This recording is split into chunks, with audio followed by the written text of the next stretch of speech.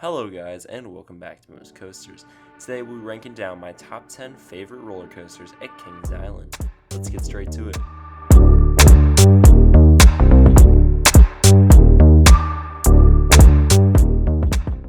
So before we begin, I just want to address the fact that one specific coaster didn't make this list that I think a lot of people really enjoy, and that is the Beast. I just was not a fan of how rough it was. Probably the second roughest coaster I've ridden, just above the Boss at Six Flags St. Louis. So I just didn't enjoy how rough it was, and it made the experience too uncomfortable to enjoy. So I didn't actually put it on this list. In number 10, I've got Invertigo. This is a cloned boomerang model by Vekoma. It's an inverted version and features a cobra roll and a vertical loop. And then you go back through that layout twice forwards and backwards. I think for a boomerang, it's really good. It's very forceful. I actually grayed out a little bit. It's underrated for what it is, but I don't think that the capacity it has belongs in this park. Overall, good ride. It's just a clone and belongs here at number 10. Number 9 is one of my favorite family coasters at the park, and it's Backlot Stunt coaster. This used to be themed to the Italian Job in the Paramount days, and you can still see all that theming there, just slowly fading away. I love this launch. It's a really fun premiere launch into that helix. There's a lot of fun moments. I don't think there's many forces. I don't think I really got any airtime on this ride. And even that dark section is somewhat forceless, but this ride is so fun. I really enjoy it. I make it a point to ride it at least once every visit because it's just so fun. But I don't enjoy it as the other coasters a little higher on this list. Let's move on to number 8, another family coaster. We've got Adventure Express. Adventure Express is an interesting ride. It's an arrow mine train, and it rides like an arrow, let's just say that. It has a lot of rough moments and a lot of turns and twists, but I guess in a sense the roughness of this ride made it more enjoyable for me. So it's themed to kind of this explorer mine train. You're going to go through the jungle and explore these different points of interest, but then you go on the wrong track and you see some sights that you weren't supposed to see. And I think that's what makes it more enjoyable, is that the roughness kind of adds this out of control theme, but it's not so rough that it's painful or uncomfortable. It just is fun, and I think that's why I have it slightly above Backlot, is because I think the theming adds a little more to the ride. I think it feels a little more out of control, but it's a really fun family coaster, and again, I try to ride this at least once every visit because it's just so much fun. Moving on to number 7, this is 2 coasters, so you've got Racer Red and Blue. I wanted to include them just as one slot so that I can include more rides in this list. I do consider them 2 separate credits and 2 separate rides, but I just wanted to include them together so that I could, shout out some other coasters.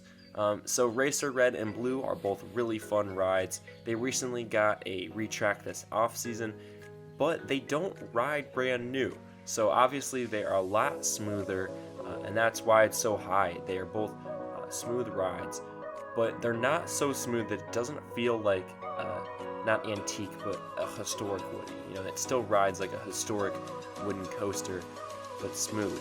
And so that's where I really enjoyed it. I didn't think there were a lot of forceful airtime moments or anything.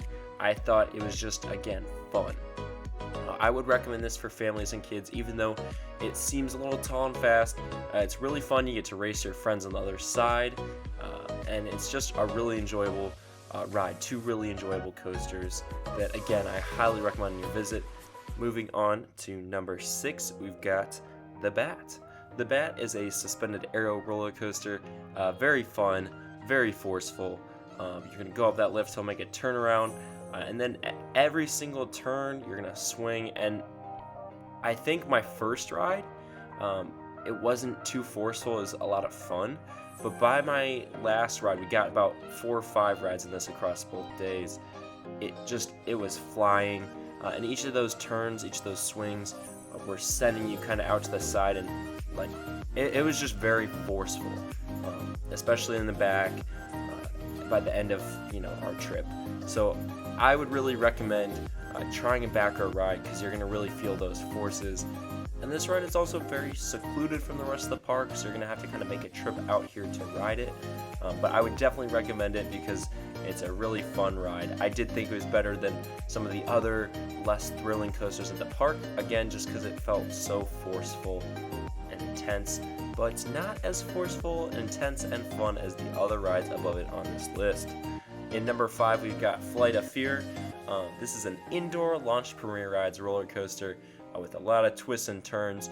Some of the big positives about this ride are, first of all, the theming. I'm a big theming guy, and when I first brought my friend into that room with the spaceship, he was just blown away at the level of theming. And I don't think Kings Island excels at theming on a lot of their attractions, but on a couple rides like Mystic Timbers, this ride, a little bit on Orion, theming definitely adds to the experience, and on Flight of Fear it adds a ton. You get into that station, the train comes back empty, and you're going to experience what I guess an alien spaceship feels like as you hopped in, get in your train. One of the negatives definitely is those trains. Those trains are very tight. I think premier trains in general are pretty tight, but the Flight of Fear trains were a lot tighter than the trains on Backlot Stunt Coaster. The Backlot ones, despite having a similar lap bar, were very comfortable, but the Flight of Fear ones were very uncomfortable and a little too tight just for my knees. So that made the experience a little less comfortable, a little less enjoyable, because I had to brace a little more. When you go through all those elements, there definitely are also some rough spots, but what I enjoyed is that it's a really wild indoor coaster. You're constantly not sure what's going to come next. I think this is a great launched coaster. Now the top 4 are another level. We're going to start off with their Giga Coaster Orion, number 4. I think a lot of people have it higher, but I think for me, it wasn't as forceful or enjoyable as the other coasters. My first ride especially didn't reach kind of the level that I was expecting. So we got a morning-ish ride on our first day. It was towards more of the middle of the ride, but it just didn't do much for us, for me or my friends. And so then when we did it again the next day, we got a bunch more rides because there wasn't as long of a line. And that's when kind of I saw both the potential and also just how intense and fun this ride can be. So that I think some of the weaker elements are that overbank doesn't do a whole lot. One of my rides I kind of got some pops off of that, but the rest of my rides it didn't do too much. And I think the overbank, and I believe it's called a treble clef, I want to say, those elements also didn't do as much for me. And I think that this isn't a very traditional Giga coaster, so comparing it to more of a traditional hyper like Diamondback, it just came up a little short because it was going for so many more unique elements, and they didn't all land for me, I guess. Moving on to number 3, we've got the Invert Banshee. This thing is nuts. I love its layout. The final inline twist that you just take really slowly is a great finish to the layout. First drop is really fun. Overall, I think all of the elements in this coaster are great. I think what the best part about it is that in all of our rides, whether it's the front, the back, the middle, towards the back, all of them were intense. All of them the same intensity. I grade out almost every time, sometimes on different elements. I think it's just a fantastic inverted roller coaster, definitely the best I've ridden. And that's why I have it actually ranked number 11 on my list. Orion's number 12, but I think Banshee just barely edges out Orion because it's so consistent with its intensity. I also love that screech at the top. I love this theme. I love the color scheme. Great inverted coaster, and definitely number 3 at the park. Number 2 is going to have to be Diamondback. As much as I love this hyper because it has so much airtime, a great drop, I think it came short of the number 1 coaster just a tad.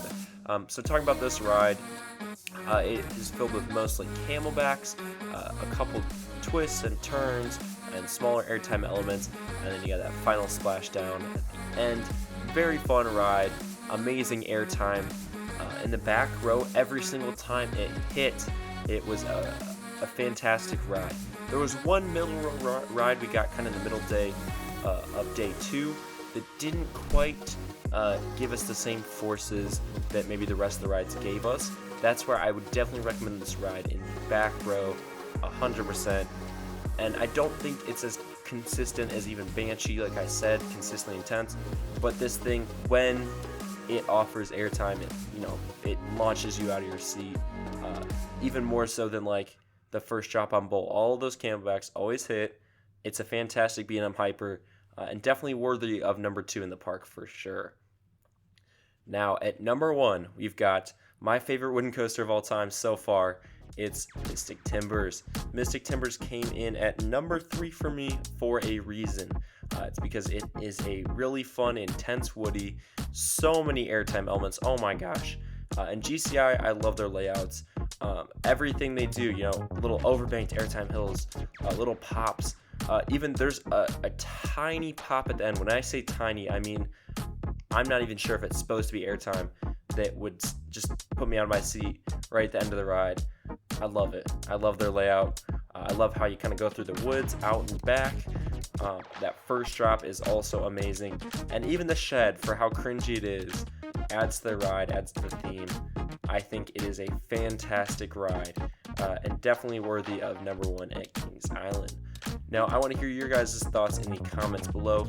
Let me know what your favorite coasters are at Kings Island. Do you agree with my list? And what do you think about the Beast? Am I being too harsh? Let me know in the comments below, and I'll see you guys next time here on Midwest Coasters. Goodbye.